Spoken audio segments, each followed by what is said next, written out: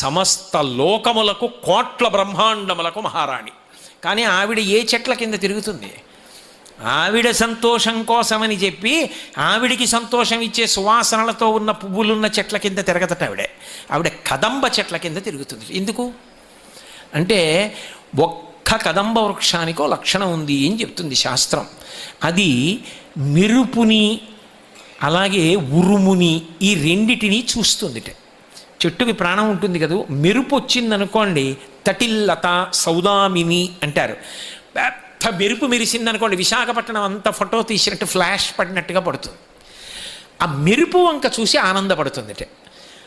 అలాగే ఉరుము, వర్షం వచ్చే ముందు మేఘం ఉరుముతుంది, ఆ ఉరుము ఉరిమిందనుకోండి చూస్తుందిట. మిగిలిన చెట్లు అనుకుంటాయిట అమ్మయ్యా మాకు నీళ్లు దొరికాయి అనుకుంటాయిట. కదంబం అనుకుంటుందిట అమ్మయ్యా లోకంలో ప్రాణులన్నిటికీ